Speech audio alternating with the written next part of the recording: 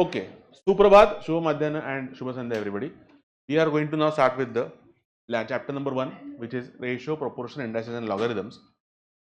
तो पहले डिस्कशन करेंगे, तब तक अगर टॉर्च का नोट्स आता है तो फिर हम लोग टॉर्च करेंगे, उसके बाद इक्वेशंस का टॉर्च, उसके बाद इनइक्वेशंस उसका torch. Thankfully ratio, proportion, indices, logarithms, equations and inequations तीनों के मिला के जो टॉर्च है वो इतने बड़े नहीं है. टोटल नंबर ऑफ क्वेश्चंस कुछ है, मैं भूल गया कितने, but it's a controllable sort of a thing. उसके बाद हम लोग कोरिलेशन रिग्रेशन इंडेक्स नंबर करेंगे, उसके बाद हम लोग एलआर करेंगे. एलआर के 44 पेजेस के टॉर्च है. LR has been very obviously 20 questions पर पेपर तो होता ही है, तो सब कुछ मिला के बहुत मस्त हुआ है, बहुत अच्छा हुआ है. चारों एलआर के एक साथ ही मैंने बुकलेट बनाए हैं, तो हम लोग वैसे प्रोसीड करेंगे. Let us continue. Ratio proportion में वैसा कुछ ज़्यादा सिखाने जैसा नहीं था, तो कॉन्सिक्वेंटली ज़्यादा रिवीजन करने जैसा कुछ नहीं है, बट कुछ कुछ चीज़ें कि जो कभी कभी लोग भूल जाते हैं. कंपैरिजन ऑफ 2 और मोर क्वांटिटीज, सेम काइंड होने चाहिए रेशियो के अंदर, एंड डिवीजन से हम लोग कंपेयर करते हैं. पहले टर्म को बोलते हैं first term, oh my God, या एंटीसीडेंट. दूसरे टर्म को बोलते हैं सेकंड टर्म, आई शपथ, या consequent. Obviously both terms can be multiplied divided by same number, same non-zero number obviously, and ratio is usually expressed in the simplest form. Order of terms is important. Ratio exists only between quantities of same kind. एक reiterate repeat हुआ है.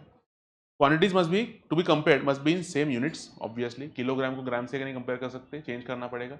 To compare two ratios convert them into equivalent like fractions. मतलब क्या करने का है मुझे यहाँ पर, अगर ये इन दोनों रेशियोज को कंपेयर करना है तो आइदर डिनोमिनेटर सेम करो या न्यूमरेटर सेम करो एंड देन कंपेयर करो. अगर डिनोमिनेटर सेम है तो higher numerator is higher fraction, अगर न्यूमरेटर सेम है तो lower denominator is higher fraction. Obviously तुमको इतना पता है. If A is greater than B, मतलब न्यूमरेटर अगर, मतलब एंटीसीडेंट अगर कॉन्सिक्वेंट से ग्रेटर है, उसे बोलते हैं ग्रेटर देन रेशियो या ग्रेटर देन इनइक्वालिटी. अगर कॉन्सिक्वेंट से एंटीसीडेंट लेसर है तो उसे बोलते हैं लेस देन या lesser inequality. Quantity increases or decreases in the ratio A is to B, then new quantity is B by A of original quantity. ये तुम यूनिटरी मेथड से भी कर सकते हो. Unitary method is basically Raju logic. मतलब if you have one, for 1 rupee if you get 10 toffees, for 25 rupees you will get how many toffees? 250 toffees. Simple cross multiplication से आ सकता है. ऑब्वियसली अगर वेट बढ़ रहा है या कुछ भी क्वांटिटी बढ़ रही है तो वो 3:5, 3:7, 3:9, antecedent will be lower, consequent will be higher, क्योंकि वो क्वांटिटी बढ़ रही है. अगर क्वांटिटी लेस हो रही है तो वो ऑब्वियसली 9:3, 25:13, 105:95, ऐसे consequent will be lesser than the antecedent. ऐसा वाला तुम्हारा रेशियो तुम वो देंगे. इंक्रीजिंग में इंक्रीजिंग होगा, ग्रेट लेस देन इनइक्वालिटी होगी. डिक्रीजिंग के अंदर ग्रेटर देन इनइक्वालिटी होगी. As simple as that. Some terms, compound ratio क्या है? एंटीसीडेंट्स को मल्टीप्लाई करो इज टू कॉन्सिक्वेंट्स को मल्टीप्लाई करो. फर्स्ट टर्म्स को मल्टीप्लाई करो, सेकंड टर्म्स को मल्टीप्लाई करो to the left. Inverse ratio, किसी एक रेशियो का इनवर्स रेशियो मतलब उल्टा, reciprocal. A is to B का इनवर्स रेशियो होगा B is to A. Duplicate ratio, दोनों को स्क्वायर करो, मतलब एंटीसीडेंट को स्क्वायर करो इज टू कॉन्सिक्वेंट को स्क्वायर करो. सब डुप्लीकेट में रूट एंड रूट, ट्रिप्लीकेट में क्यूब एंड क्यूब, सब ट्रिप्लीकेट में root, third root. as simple as that. Ratio of two similar quantities can be expressed as ratio of two integers. Then it is called as a commensurable. It is called as a commensurable ratio. Otherwise it is called as a incommensurable ratio. मतलब अगर वो irrational number होगा तो उसको incommensurable हम लोग बोलेंगे. Continued मतलब क्या कि 3 or more quantities. Continued मतलब क्या? 3 or more quantities. मतलब A is to B is to C is to D. अगर मैं सब 10 स्टूडेंट्स के स्कोर्स को अगर रेशियो के अंदर मेंशन कर रहा हूँ तो उसे बोलेंगे कंटिन्यूड रेशियो. समझे? कंटिन्यूअस में क्या होता है? 3 ही आएगा, कंटिन्यूअस प्रोपोर्शन में आएगा वो. Equality of two ratios called as proportion. अगर दो रेशियो इक्वल है या वो प्रोपोर्शनल है, मतलब हम लोग इक्वल टू भी लिखते हैं या 2 बार कोलन लिखते हैं, उसे कहते हैं प्रोपोर्शनल या प्रोपोर्शन में है. First and fourth terms are called as extremes, second and third terms are called as means. अगर 4 है तो, अगर 2 है, सॉरी 3 है, कंटिन्यूअस प्रोपोर्शन है तो उसको फर्स्ट एंड थर्ड को एक्सट्रीम बोलते हैं, बी को मीन बोलते हैं, एंड फर्स्ट सेकंड थर्ड बोलते हैं इसको. ऑब्वियसली थर्ड प्रोपोर्शनल अगर पूछा होगा तो ऑब्वियसली वो continued ratio, sorry continuous proportion है, ऐसा हमको अज्यूम करना पड़ेगा. एंड कंटिन्यूड मतलब क्या कि बहुत सारे अगर एक साथ होंगे तो X Y Y Z Z W W P P Q ऐसा, तो उसे बोलेंगे कंटिन्यूड. कंटिन्यूअस मतलब 3 ही, A is to B is proportional to B is to C. A B C and D need not be in same unit. A and B same unit के चाहिए, सी and D different के चलेंगे, पर वो एक दूसरे के सेम होने चाहिए, क्योंकि दो रेशियोज का इक्वालिटी है. तो पहला रेशियो अलग यूनिट हो सकता है, दूसरा रेशियो अलग यूनिट हो सकता है. Properties of proportion, cross product rule मतलब क्या, A D is equal to B C, obviously A upon B is equal to C upon D किया है, क्रॉस मल्टीप्लाई करेंगे उसका क्रॉस प्रोडक्ट रूल आ जाएगा। इन्वर्टेंडो मतलब अगर P is to Q is proportional to R is to S होगा, इधर उल्टा करेंगे इधर उल्टा करेंगे, Q is to P is proportional to S is to R. Alternendo में ऐसा लिखा है, P is to Q S is to R, P is to S is equal to Q is to R, वो alternendo है। मतलब इधर का numerator नीचे लेके आए, इधर का न्यूमरेटर ऊपर लेके गए, वो हो जाएगा। कॉम्पोनेंटो मतलब क्या, कॉम्पोनेंट मतलब a plus B upon B is equal to C plus D upon D. Dividendo मतलब a minus B upon B is equal to a C minus D upon D. Componendo and dividendo में a plus B upon a minus B is equal to C plus D upon C minus D. Addendo के अंदर अगर continuous नहीं है, continued नहीं है, ये सिर्फ मल्टीपल रेशियोज का इक्वालिटी है। कंटिन्यूड या कंटिन्यूस में कॉमन होते हैं, a is to B, b is to C is to D is to E, ऐसे।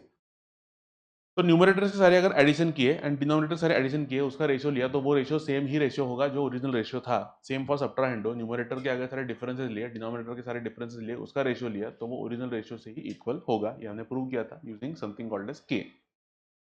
इंडाइसिस के अंदर लिखने में जरा आसानी होती है, अगर बहुत सारे मल्टीप्लीकेशन है, सेम नंबर बहुत बार मल्टीप्लाई किया है, उसको हम लोग सिर्फ पावर के अंदर लिखते हैं, ये बोलते हैं एक्सपोनेंशियल नोटेशन। यहाँ पर 4 को बोलते हैं बेस यानी 5 को बोलते हैं power. a raised to 0 is 1 and rth root of a is a raised to 1 by r. Please understand, अगर रूट है तो वो उतनी power, second root, fourth root, fifth root, seventh root, ninth root, वो वाली पावर के अंदर reciprocal में जाएगी। Seventh root is raise to 1 by 7, eighth root is raise to 1 by 8। इसका लिंकिंग कहाँ पर है, इसका लिंकिंग है ऑड रूट के क्वेश्चन कैलकुलेटर शॉर्टकट के अंदर। अगर तुमको एट्थ रूट चाहिए तो वैसे भी तुम लोग ऑड रूट नहीं यूज करोगे, एट्थ रूट के लिए 3 बार रूट प्रेस करते हैं। अगर 17th रूट चाहिए फॉर एग्जाम्पल, तो तुम क्या करोगे, 12 बार रूट दबाओगे, -1 equal to then divide by 17, क्योंकि 17th रूट चाहिए। बट देन डिवाइड क्यों कर रहे हैं हम लोग, क्योंकि वो पावर ही 1/17 है, तुमको इंटू पावर ही करना है, बट पावर इज 1/17 ना।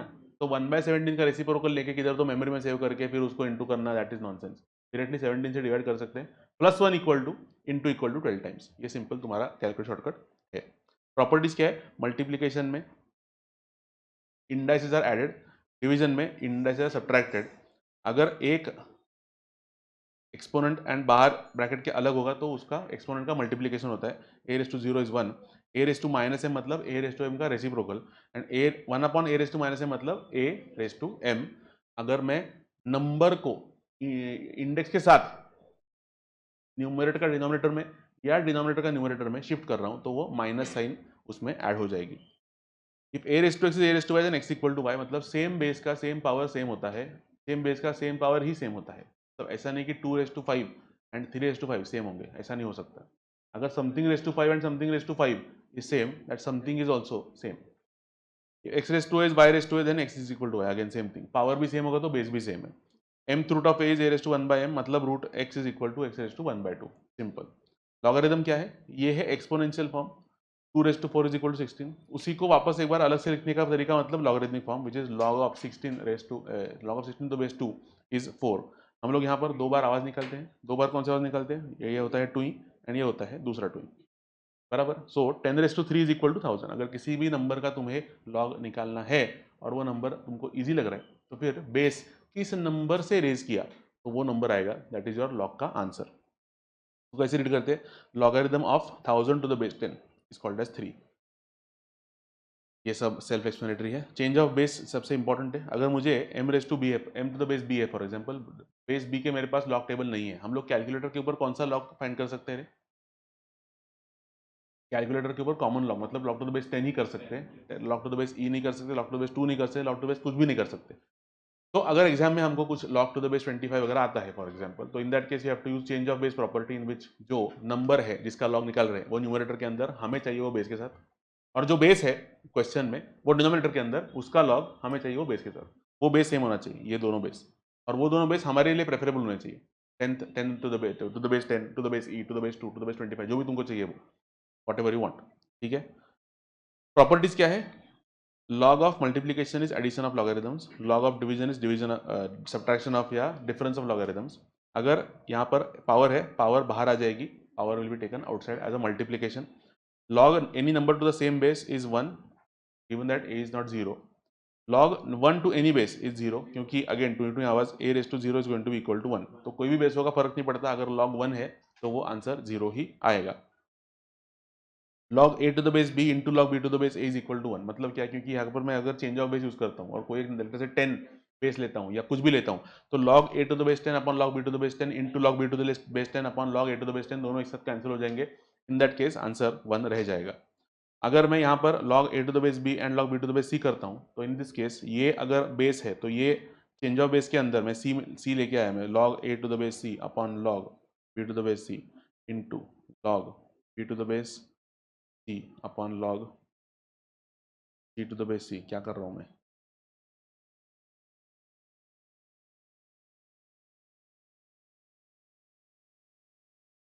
पेशेंस। तो ये log b to the base 10 गायब हो जाएगा and then log a to the base 10 upon log c to the base 10 उल्टा चेंज ऑफ बेस करके हमारा log a to the base c आ जाएगा। log a to the base b again same thing है, change of base property ही use किया है यहाँ पर। हमको बेस एंड नंबर चेंज करना होगा तो डायरेक्टली रेसिप्रोकल ले लेने का, नेम एंड नंबर चेंज करना होगा बेस रेसिप्रोकल ले लेने का, इट्स नॉट अ प्रॉब्लम।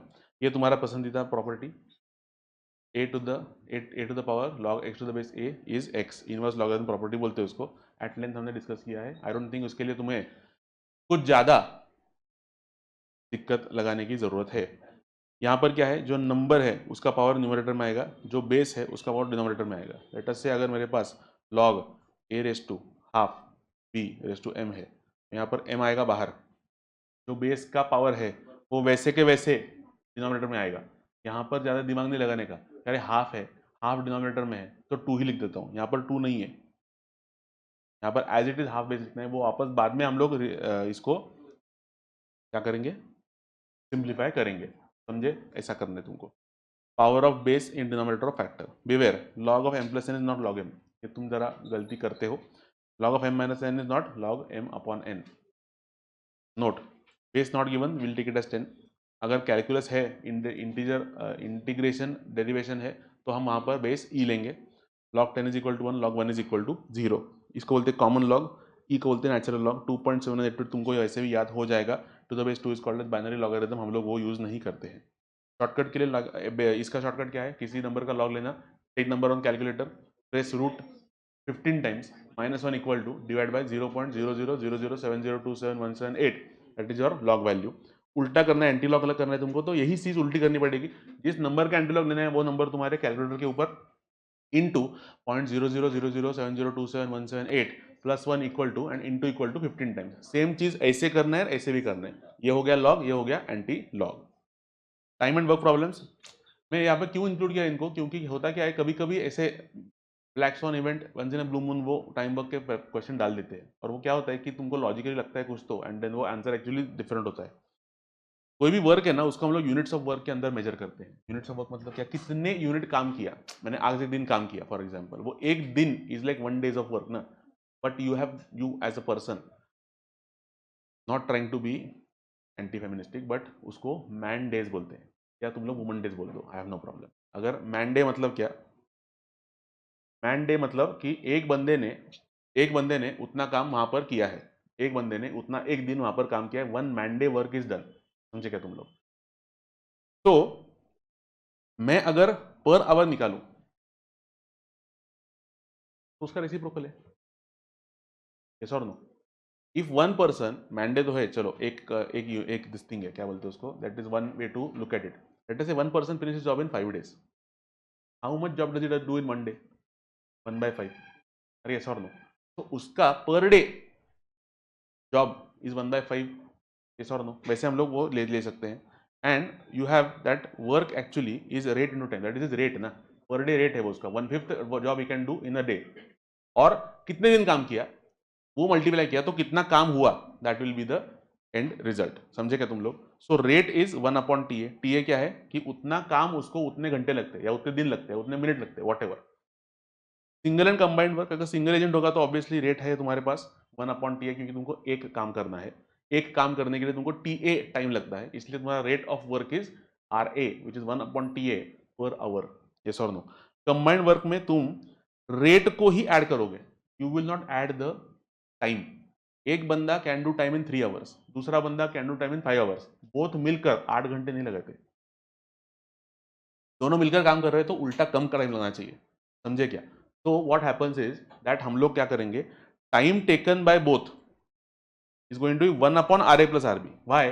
क्योंकि एक बंदा 3 घंटे में काम करता है, वो 1 घंटे में 1/3 काम करता है, दूसरा घंटा 5 घंटे में काम करता है, वो 1 घंटे में 1/5 काम करता है। तो 1 घंटे में एक्चुअली 1/3 + 1/5, 1/3 + 1/5 इतना काम होने वाला है। अरे हाँ या ना? यस और नो? पक्का? तो ये 1 घंटे में होने वाला काम तुमको करना है, एक काम, one work has to be done. So how much time will they take? That is going to be the reciprocal, as simple as that. More generally for n agents, sum of their individual rates and then get the group rate. Rates को add करो, time को add मत करो। Time is going to be reciprocal of rate, final rate. समझे क्या? Work rate variations, inverse proportionality, obviously ज्यादा worker से less time लगेगा। यस और नो? एफिशिएंसी कंपैरिजन, ये उल्टा हो गया जरा सा। If A is 20% more efficient then his rate will be higher than the person with less efficiency. More efficient more rate, more efficient less time. Pipe system वगैरह अगर कुछ क्वेश्चन आते हैं तो देखो बहुत दिनों से आए नहीं है, बट एक जस्ट एक कर्सरी ग्लांस देकर रखता हूँ। ऐसा कुछ तो नॉनसेंस होता है कि 3 सेंटीमीटर का इनलेट पाइप है, 4 सेंटीमीटर का आउटलेट पाइप है, in how much time will the tank be filled. और उल्टा होता है कि 4 सेंटीमीटर का इनलेट पाइप है, 3 सेंटीमीटर का आउटलेट पाइप है, how much time tank will be filled. तुमको क्या करना है? तुमको वहाँ पर उसका सिंपल वॉल्यूम कितना आ रहा है वो देखना है, इधर वॉल्यूम कितना जा रहा है देखना है, नेट गेन कितना है 1 सेंटीमीटर को हो रहा है, 4 सेंटीमीटर का इनलेट है, 3 सेंटीमीटर का आउटलेट है। तो if the inlet pipe fills the tank in 5 hours, if outlet tank empties the tank in 3 hours, 3 नहीं 6 hours लेटर से, तो in how much time will the tank be filled, ऐसा कुछ तो क्वेश्चन होगा, वो तुमको चेक करना है। इनलेट का जो रेट है, आउटलेट का जो रेट है, वो लेस करके जो तुम्हारा time to fill is going to be reciprocal of rate. मतलब एक टैंक अगर 5 आवर्स में, एक पाइप 5 आवर्स में टैंक को फिल कर रहा है, तो 1/5 is the rate of that, rate of filling. दूसरा पाइप अगर 6 घंटे में टैंक को एम्प्टी कर रहा है, तो -1/6 is the rate of emptying. तो नेट रेट क्या है? 1/5 - 1/6। अरे sir, 1/30 is going to be net rate. तो 30 घंटे लगेंगे उसको भरने के लिए। 1/30 इज रेट ना, तो टाइम टेकन इज 1/1/30। तो 30 घंटे लगेंगे टैंक भरने के लिए। क्यों? क्योंकि भर भी रहा है, खाली भी हो रहा है। टीम शेड्यूलिंग, मशीन यूटिलाइजेशन तुम बस पढ़ लो, उसका कोई टेंशन नहीं है, वो नहीं आता, ऐड करके रखा है क्योंकि 100% कवरेज होना चाहिए इसलिए। One of the simplest chapters, but question थोड़े से कॉम्प्लिकेटेड दिखने में हो सकते हैं। तुमको शांत बैठ के उसको आंसर सॉल्व करना है। तुमने मॉड्यूल के क्वेश्चन देखे होंगे, मॉड्यूल क्वेश्चन वही आते हैं, बट डिफिकल्ट नहीं है। दिखने में सिर्फ वो ज़रा से अपहिल टास्क लगता है। हम लोग वो एग्जाम क्वेश्चन तो करने ही वाले हैं। We will now shift to discussion of question.